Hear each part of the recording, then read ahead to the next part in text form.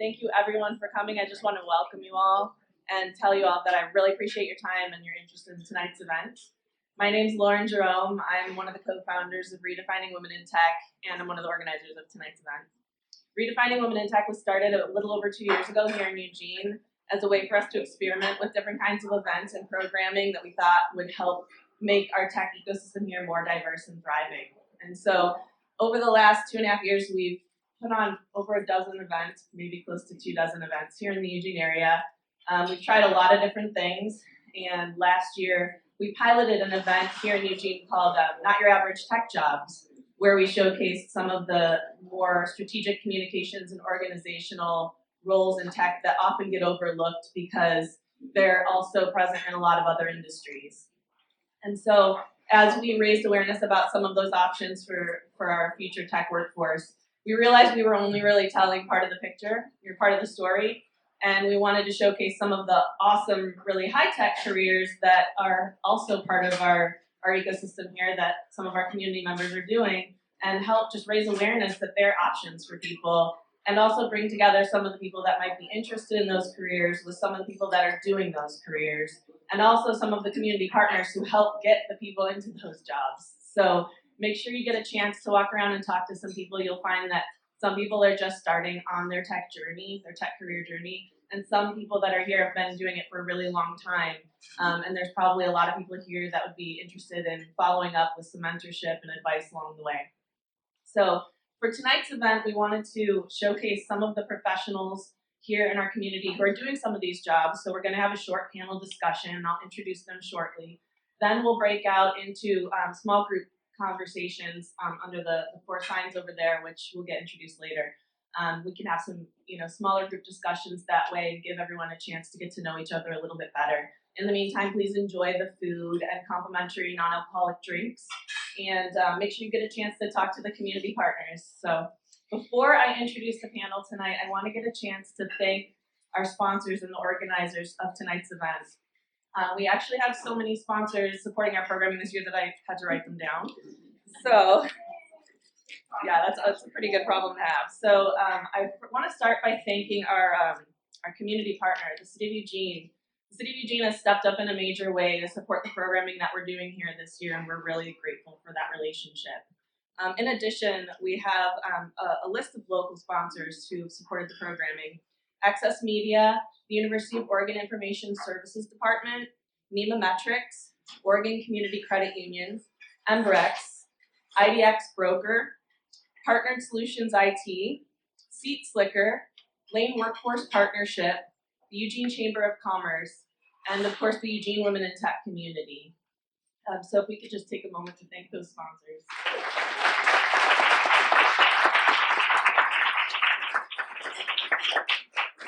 And I also want to take the moment to just thank the organizers who put in quite a few hours into designing and organizing tonight's event. So that's Elise Lockwood, Emily Clyde, Terry Monroe, Vanessa Watkins, and Melissa Prestanario. If we could take a moment to check out.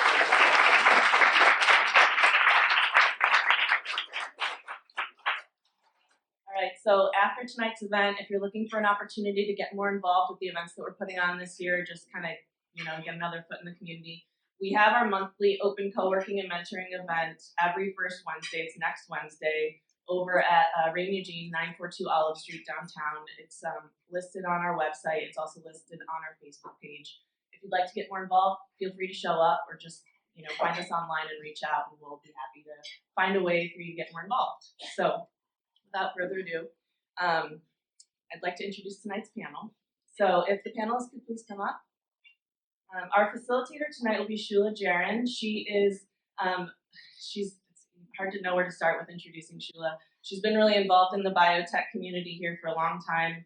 Her history before that was with genetic research. She helped start the Fertilab Incubator here in town, which is a biotech incubator for businesses, and get a lab started there. Where NemaMetrix, which is the company that she's now the the business development director for, was able to kind of get their footing and start to thrive, and now they've moved out of that space, and it's available for other biotech companies that are looking to grow. So Shula's going to facilitate tonight's panel, and she'll be asking questions from the rest of the panel to get some insights on their experience.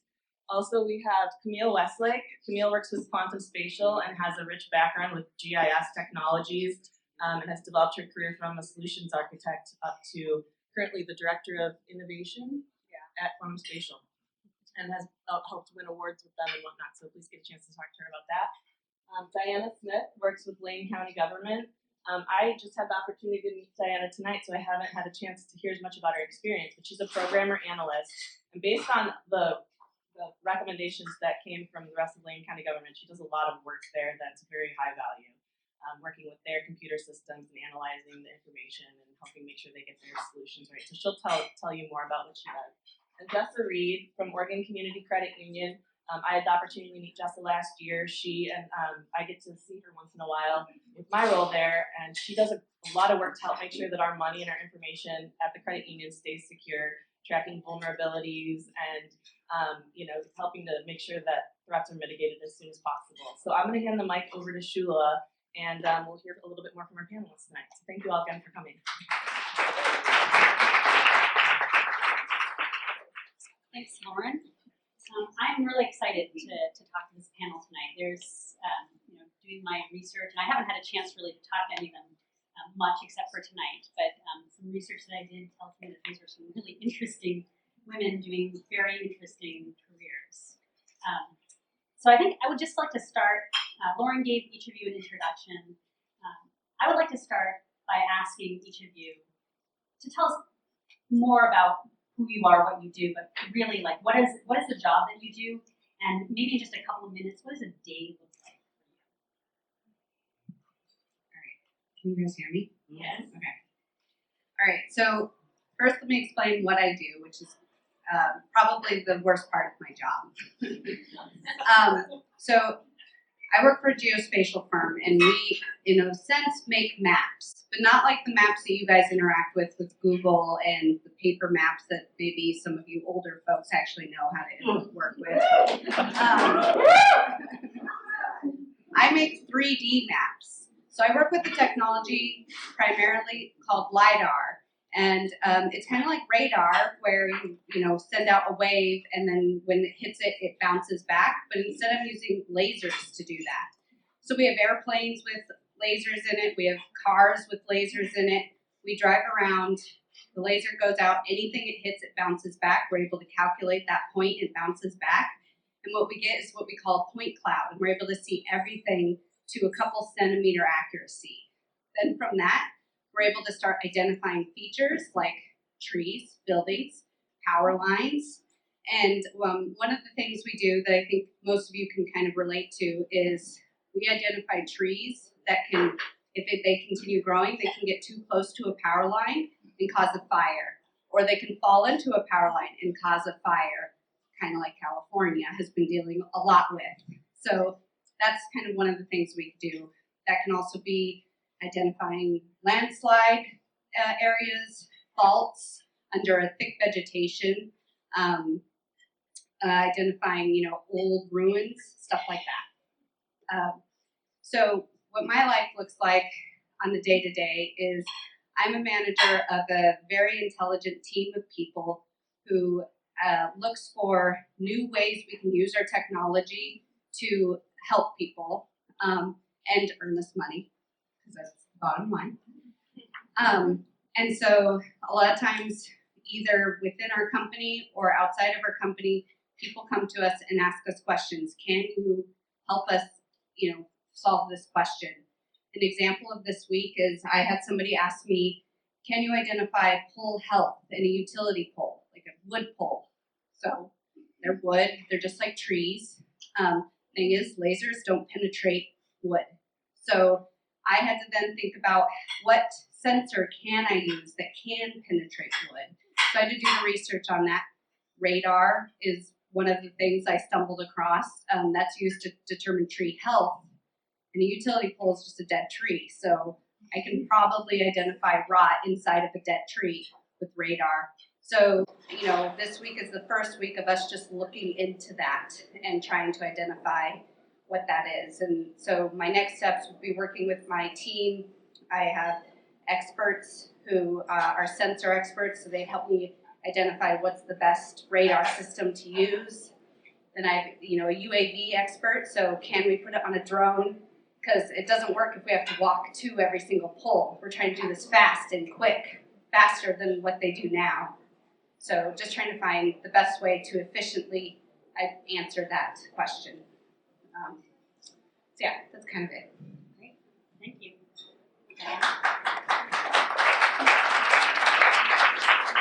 Hi, so I'm a programmer analyst at Lane County Government. I have been a database programmer for over 10 years. As a database programmer, you have to deal with the front end and the back end of things. So you get really familiar with behaviors on the phone or web page or application, getting that data in the user behavior you want, saving it, storing it to a data source.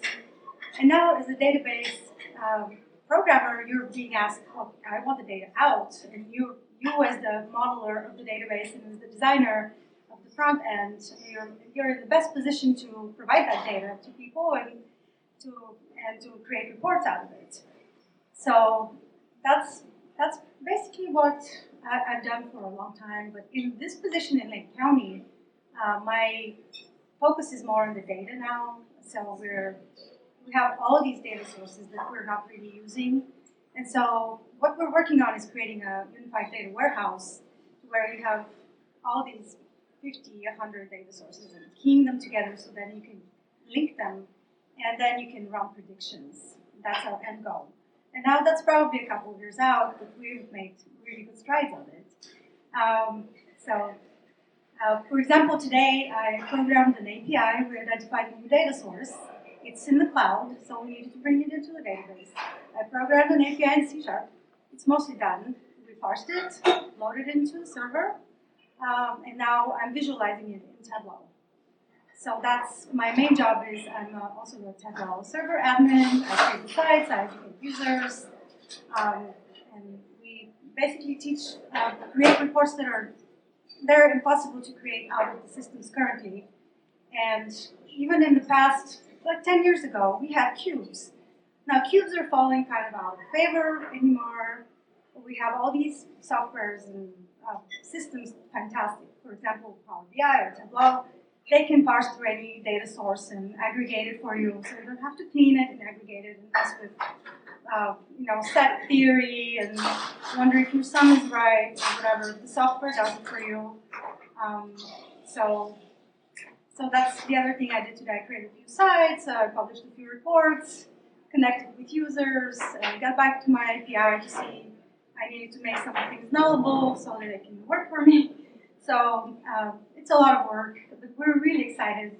And I just wanted to let you know, anybody can be a programmer. You have to be a little nerdy. I always liked physics and math, but I was a linguist initially, so then I was like, okay, what could make me the most money for the seriously, and at that point, and I want to mention something. Historically, women were the programmers. If you look back in the 50s and the 60s, that's when most of the IBM operators, the punch cards, just a little really low level, like kind of assembly language type programming, that was done all by women. The transition happened more in the 70s and the 80s, where personal computers got involved in the picture, the computers got put in the boys' room, and so on. Little girls got discouraged, and so on. So we can keep going on that, but just so you know, even Janis Joplin was a programmer, so if she could program, we can too.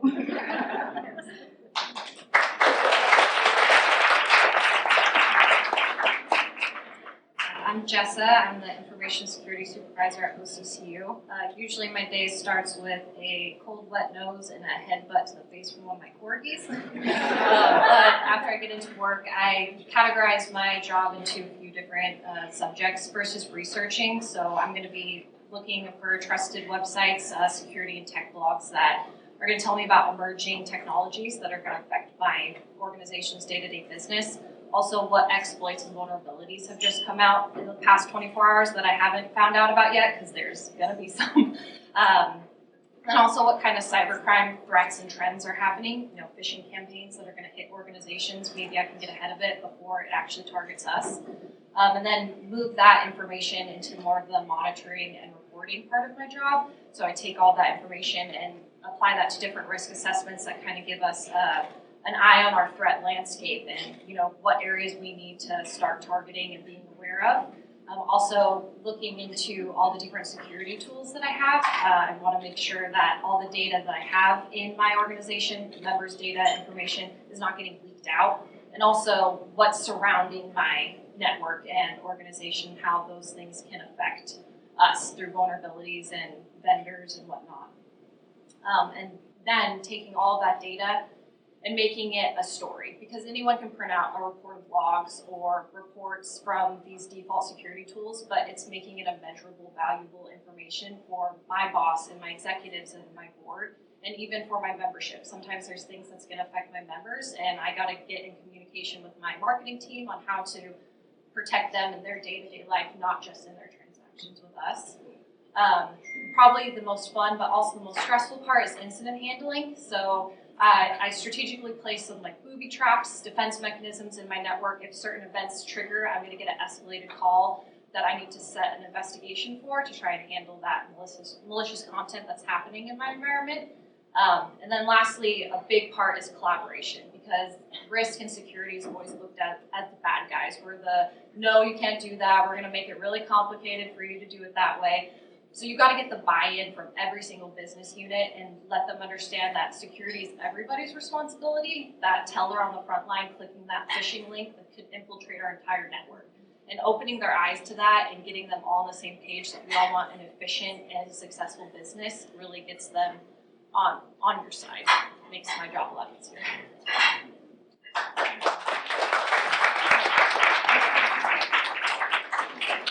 So thank you for great introductions. I think it's one of the things I know for myself in my own career, but it sounds like it's true for all of you as well, is that a day is different. Every day is different, and there's many, many hats that you probably wear and many different things that you do. So I think that one of my unfortunate preconceived notions about tech, right, is often that you're a programmer, you go into your little cubicle and you start programming.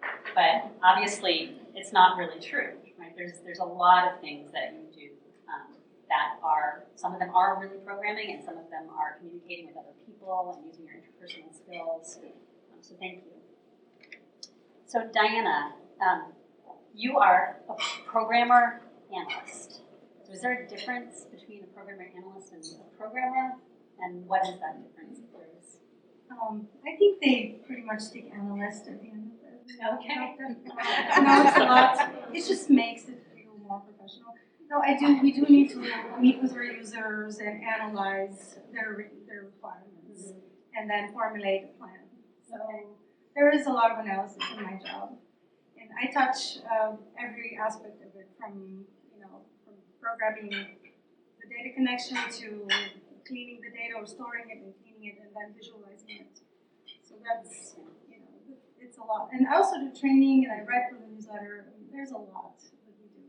What's the most unusual thing that you've ever done in your job as a programmer analyst? It's like unrelated to the program. I don't know. Not too hard to answer. Okay. So I was curious how you got into this career originally, and I heard that you took some time off to raise a family. Is that true? I first got my degree in computer science. I was originally a linguist. I was getting my master's in linguistics, and I was a transfer student. I was an exchange student here in the States, and I was not happy with the program that was taught to me, because I come from the European standards are a little different, and I felt like our knowledge was really, really way deeper than what they were trying to teach us. No offense. But at that point, I realized that I would have to self-rise at McDonald's with that degree. So that's why, also no offense meant. It wasn't very interesting to me, and I was always nerdy. So that's just kind of like looked around and like, what will I be really good at that I also like that would make me the most money? in the shortest amount of time. So it's kind of like you have all these given those variables, and you can produce the outcome. And the outcome was computer science for me. And so this And was so- an advanced degree beyond your No, that was a bachelor's. a bachelor's. Yeah. Okay. And then And then I and then I had my family. I had about 7 years in a career. Stayed home with my children for a while. And I think the only reason I managed to get back into the field is it is the field that we're really needed in that field. We're severely underrepresented, and we're very talented. So we rock. So yeah, and it was a really good match because they were looking for a data head, data visualization. But it's not just that. It's just all. Typically, you have data scientists on one side, and you have the data warehouses on the other side. And I'm kind of on both sides. We have to work together. There's no hard line between the two. So I am asked to prepare certain data sources and make sure they have the necessary housekeeping fields in the data warehouse to where they can be managed in reports and queries. But I also visualize, and I'm also learning R, which is our prediction language, which is where we're headed. and do you feel that you get a lot of training on the job? They have provided some training for me, yeah, and mostly it's just you just look at code and learn it. And luckily we have Google and all kinds of sources. Every developer has their own favorite, Stack Overflow, whatever. You're using different package managers and stuff like that. So you're teaching yourself. yeah, and some of it is teaching yourself. And I recently took a data visualization course, and I really just wasn't impressed with it. So it's like they have some blogs that are much better. Yeah, it's kind of a waste of time. There are blogs that just really lay it out for you. There's some YouTube out there. It's not like Mary Ellen Wilkes, who held all of these logic gates in her head back in the 50s, to program the entire IBM infrastructure. So. Do you have a favorite blog that you've shared? I do. I don't know. I have to. You have to think about it. I'll post it on LinkedIn. Thank you. Do you mind passing it to Jessa? So, Jessa, we had a chance to talk a little bit, and I mentioned that I thought you were very interesting because it's very difficult to find any information about you on the web, whereas the rest of us are all out there. Yeah, so that's very interesting. So, and you described to me a little bit how you got to the career that you got to in OCCU. I was wondering if you could tell the audience how did you get to be a data security analyst, doing data security?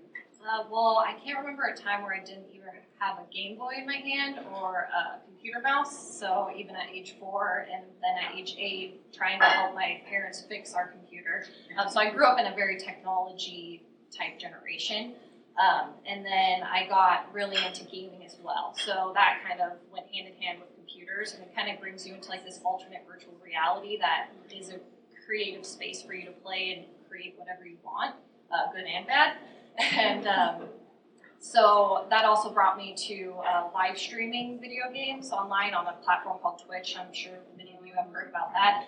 And that gives you a bunch of different applications and customizations that you can create. And updating one application that integrates with another breaks that process. And there you go, you're learning about patch management. And then obviously I need the fastest internet around, so I'm configuring my routers and my firewalls and all of that. So now you're learning about rules and policies that you can apply to your own home environment. My now boss had heard about this through the organization because I'm a chatty Cathy at work and talk a lot.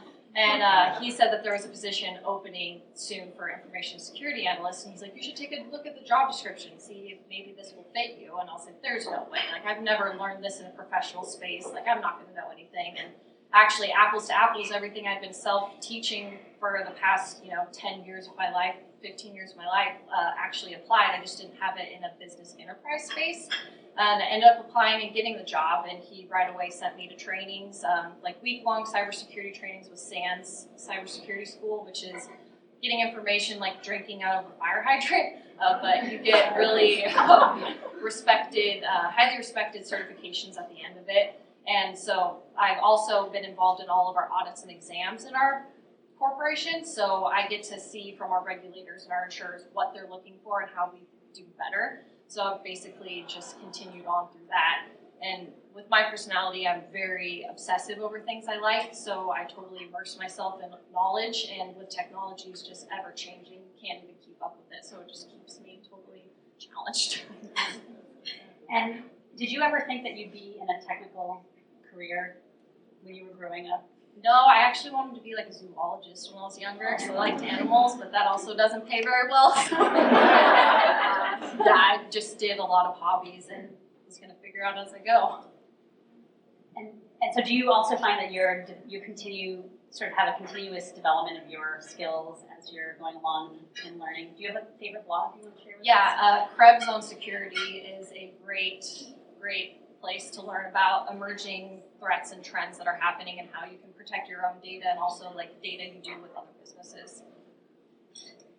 So I'm super curious about this lack of information about you on the web, and I know that it's a deliberate choice. Is that correct? Yes. And so I'm curious what you think the importance of that is for everybody, and what your advice might be. Starting streaming 8 years ago, that really put me as a public figure on the internet, which opened my eyes to the more data that's about you, the more they can find out about you, whether you like it or not. I mean, even scrolling through your Facebook, you see those little funny pictures that are like, your alternate persona is, your first name would be your first pet, and your last name would be the street you grew up on. Well, those are basic security questions for your internet banking account, and now that you've posted that on the internet, you've told thousands, hundreds of thousands of people the answers to those questions. So it's really eye-opening what fun little things can actually be used really maliciously against you. And then now going into a professional aspect, I don't want to put that target on my credit union. I don't want someone impersonating me or name-dropping me to get people at my organization to do things for them because they think that I approve or I sent them or that I am me when it's not me. So I try to keep that as locked down as possible. And do you think that's important for everybody, or Yeah. is it unique to the career that you chose? No, I definitely think that it's very specific to your day-to-day life. I mean, you post that you're on vacation and you have that friend that you added a week ago that you didn't really know, but you just added, and now he knows you're on vacation, and your house got robbed while you were gone because you were posting about being away. So it's just little things that you don't think about actually affect you because people use good information for bad. And so you love data security. Yes. I don't want anyone to know me. Jess is not my real name.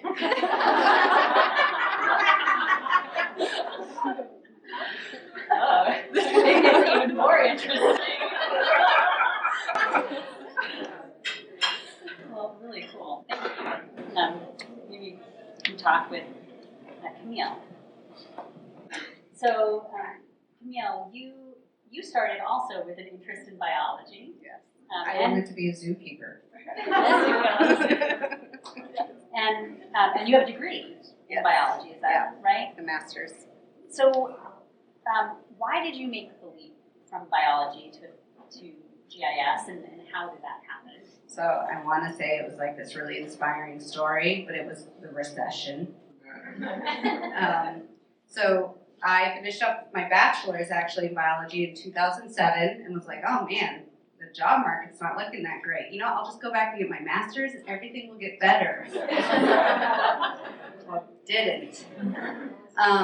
And so actually while I was working on my master's, realizing that my idea of a job, which again, I went to ecology, so I was like, oh, I'll just get a job at Fish and Wildlife and work my way up the ranks there. I realized they weren't, because people, and again, everyone told me, they're all retiring, and there's gonna be so many jobs. That's what I heard all throughout my college. And then I realized, no, they weren't retiring because they lost their pension and, all that stuff. And so I started doing research, though, what jobs were out there while I was working my master's. And I started to see a trend. I started to see that GIS was something people were interested in, and then policy. I am dyslexic. I hate reading, so I did not want to do policy. So I took a few classes in GIS, and I actually implemented that in my master's degree. I studied moss growing in the geothermal vents, and I mapped them and mapped the different features of like the heat, water, and stuff like that to get an idea of the distribution of why certain species grew in certain areas. Anyways, ask me about moss sperm later. So as I was finishing up my master's, this company called Watershed Sciences was hiring an intern, and they just wanted that person to what we call pick points for LiDAR, which is pretty much cleaning up the LiDAR data, because this was before we had algorithms that could do a lot of that, so it was hand doing that. And I applied for it, and I got it, and then they turned me into an actual technician, and I did that for about 2 years. Then I got to do a little bit more interesting stuff. I got to do hydroflattening, which is pretty much drawing lines around rivers and applying something to make the water look nice.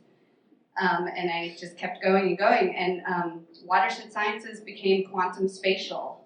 And I worked there for about 8 years doing grunt work. You know, I thought coming out of my master's, you know, I have a master's degree, I'm gonna do all this research and cool stuff. No, I did grunt work for 8 years before I really worked up into doing more of that R&D stuff and finally moving into doing more research and development and in my position now where I primarily do research and development type stuff. You know I have to ask about moss sperm. Yeah, so moss sperm. It's while I was working on my master's, we discovered that moss has some of the longest living sperm in the world. And it's because the way moss, there's male moss and female moss, and the male moss make these little, they look like flowers, but they're not flowers because moss are angiosperms. And they foam up with sperm, and then when water hits, it splashes the sperm out, and then the sperm have to swim through all that moss to get to an egg, a zygote. And we found that moss sperm can live up to 7 days, which is, or actually maybe it was up to 4. I can't remember actually anymore. It was 14 days. A lot of them die off at 7. Maybe it was up to 14, but some of the longest living sperm in the world. This should be I know. It'll be riveting. I know. Yeah. Hot moss. That's what I see.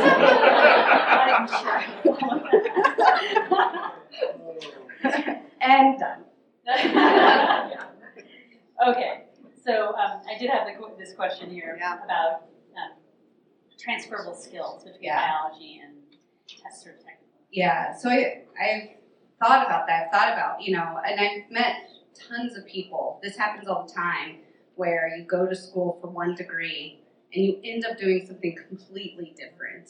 And I think about what is the value of college? We all go to college, but what are we learning? And what I've learned is those classes where you go in and you memorize a whole bunch of facts about the ecology of moss, and then you take a test on it, and then you leave. Those classes are nothing. They're the same as your iPad, like some app on your phone that helps you with your memory. That's all they are. They're building up your memory. The classes where you have to work in a team and work together as a group to come up with all these different data sets and then present it in a concise form to a group of people and they actually understand you, those are the skills that you're learning that will help you in your career.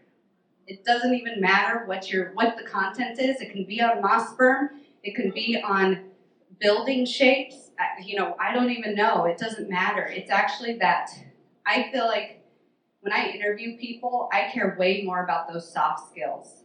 How good are you at teaching yourself stuff, finding that information, communicating with other people, and communicating what you just learned to other people?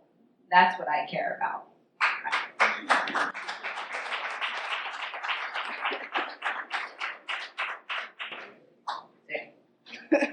Thank you. So those are the skills that I think are transferable. Is what I learned just interacting with people. And honestly, I learned a lot, not even from college, but working with nonprofits and having to organize these kinds of events. I do theater stuff, and I had to organize all this theater stuff. I learned how to manage a team from managing a group of theater geeks than from ever anything I learned in college. Yeah. So, did you have something you wanted? Yeah. I just have to disagree with you a little Oh, bit in okay. terms of computer science. I think in my particular profession, you do need some of that formal education, although I agree that some of the best programmers are self-taught. But when you study assembly language, you learn about the ones and zeros going to registers, or you need to know your different sorts, you know, what's a bubble sort, and all this other stuff, data structures, and just normal, just programming structures, they're very important. Yeah, so it's a really good point that it really depends on the On the career that you field, want to yes. have in the field. And you know, for GIS, I mean, we consume Esri layers through Tableau. You know, they're also interconnected now, so we can consume, you know, the physical and the elevation and all these projection files and all that stuff. It's, you know, they are transferable too. But if you know data and if you know how to program something, you can program anything. And I think it's necessary to have that skill ahead of time.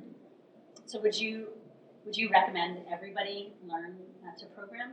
Do you think it's a skill that everybody I think should that's actually the Fed came up with some recommendations, and they recommended everybody learn programming. It's part of your future. It's like knowing the Constitution, learning how to program, and the other one was some kind of soft skill. It was in the New York Times recently. So I don't know. So I think one of the things that No, it's very good. I'm interested and impressed with this group is that each of you very deliberately chose, even Jessa, you know, with all of the training, your self-training that you gave yourself, you seem to have very deliberately chosen the field that you're in, analyzed where you could make the most money, where jobs were, whatever. And my experience is completely the opposite of that. I'm very opportunistic. I take what comes to me. But I find that really interesting. So yeah, thank you for sharing all of that. I don't know how we're doing. We've got a little bit more time. So I think that a lot of the audience, or at least the impression that I was getting is that a lot of the audience is interested in getting into tech fields or exploring new tech fields that they might not be in right now. And so I was wondering if you had advice, one question that you think everybody should ask when they go to a job interview. Do you want to start? That's a great question, and I think the one I would ask is how much are they willing to support my just advancing my skills? Are they willing to pay for training? Yeah, that's great. Yeah, I really like this question too, because I feel like people forget that you're being interviewed to see if you're a good fit for the job, but also this is an interview for you to see if this company is a good fit for you. For me, the biggest thing is growth. I'm not going to be happy in a stagnant position. I need a challenge constantly. So I'd ask, where this position has evolved and where do you see this position growing to, or what other avenues do you have to grow and excel through the company? And definitely agree with her that investment. Like, I'm going to invest 40 plus hours into your company. What are you going to invest in me? Are you going to support my training, education, and certifications? Because that's going to say a lot about a company too. If they're not willing to put that investment in you, then it kind of shows how they're going to treat their employees. Yeah, so I'm gonna riff off of these guys. One of my favorite things to be asked as a person interviewing is, again, the interview is, I'm supposed to assess your technical skills and all of that stuff. So what I want to hear is, how interested are you in the company? What's your investment back at us? And so I actually have two favorite questions, which is when somebody asks me, what's my favorite part of my job? Or a lot of times we have people in that same position in the interview, so asking them, and what's your least favorite part of the job? And I think that's a really important part to hear and listen to, and hopefully the people telling you are honest. And honestly, you can kind of tell when they're not honest, and you should take that into consideration when you're considering the job. and listen to what they say is the least, what they don't like about the job, and think about that. Are you comfortable with that? And if you are, then that's a good place for you to start. And so, I guess I wanted to ask each of you if you had each question for each other. I know it's sort of on the spot, but in listening to each other, is there something that you might want to ask another panelist?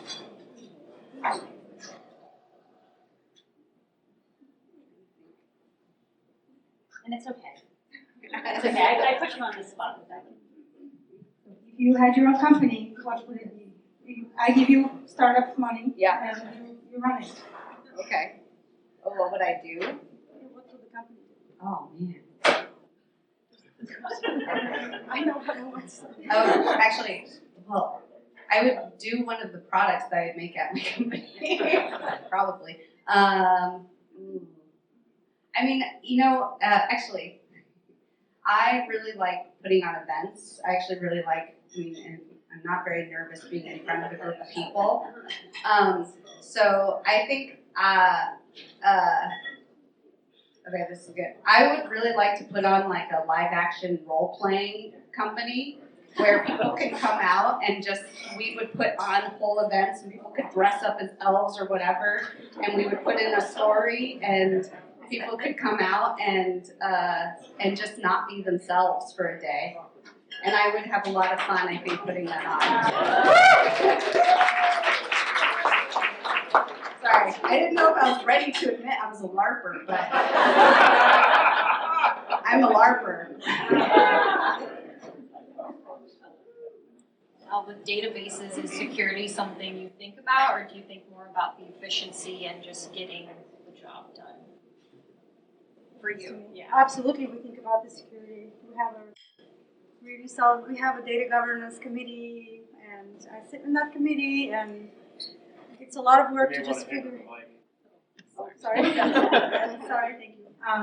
Yes, security is a really, really big concern for us. We have the security model, and we have a data governance committee, which we're really actually ahead of a lot of companies on that aspect. We sit and decide who has access for how long, for what needs, and you can release this data source to this person and so on. It's a lot of layers of administration and decision making on that. But yes, the efficiency as well. I mean, we don't really have that kind of data that we require, like a Hadoop database or something humongous. Our records are not in the hundreds of millions quite yet. So when we get to that point, yes, I know that there's a person here in town that has a super compressed database that we might be interested in, who's also very secure. But at this point, we're just happy with what we have. And we do watch the security like hogs. Like our DBAs are the gatekeepers. Yeah. We buy them muffins.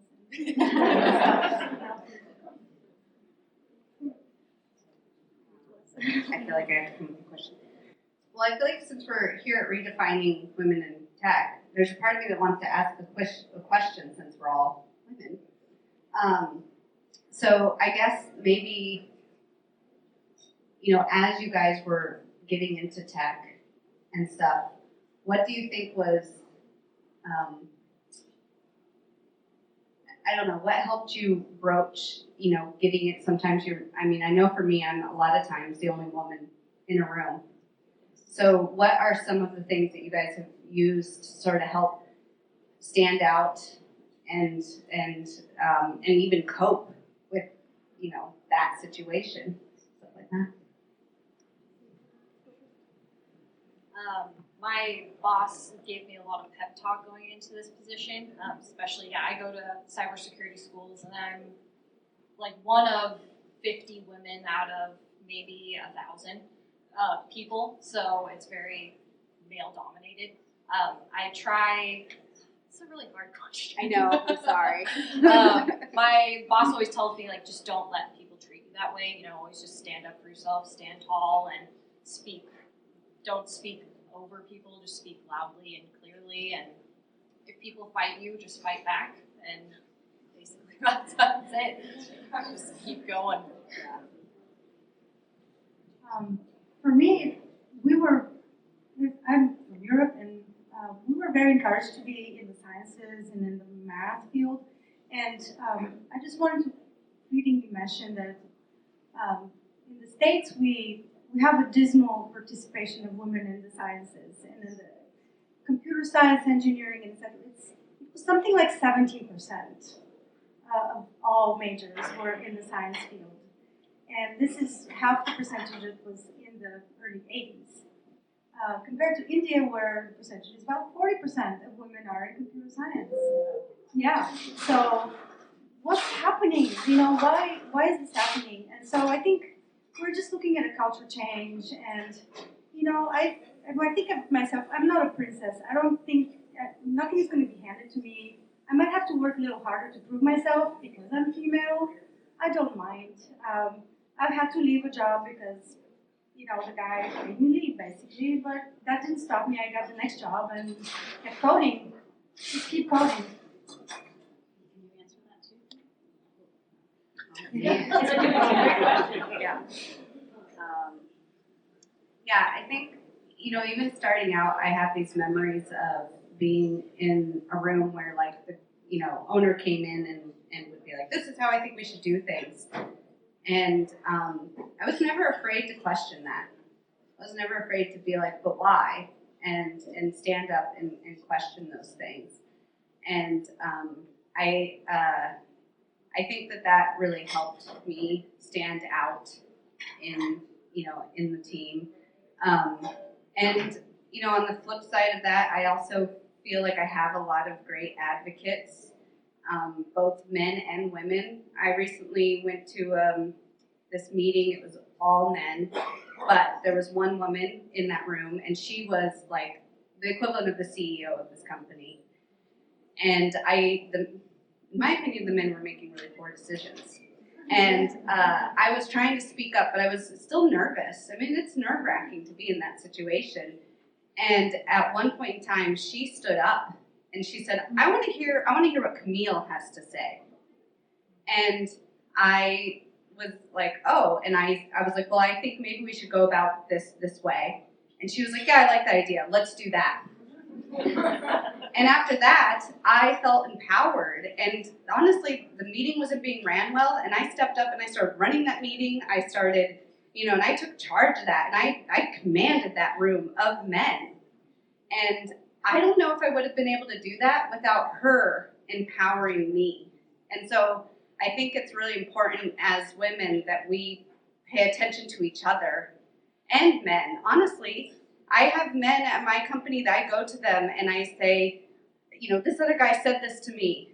Like, what do you think of that? And he's like, yeah, that's not okay. And that helps me. It helps me understand, and sometimes he's like, well, that's just normal. He helps me filter that stuff sometimes too.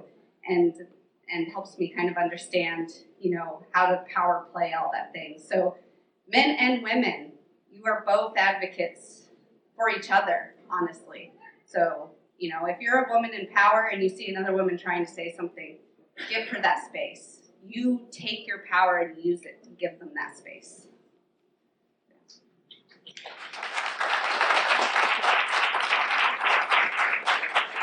I think that's a great note to end on, actually. It was a really nice last question. Thank you for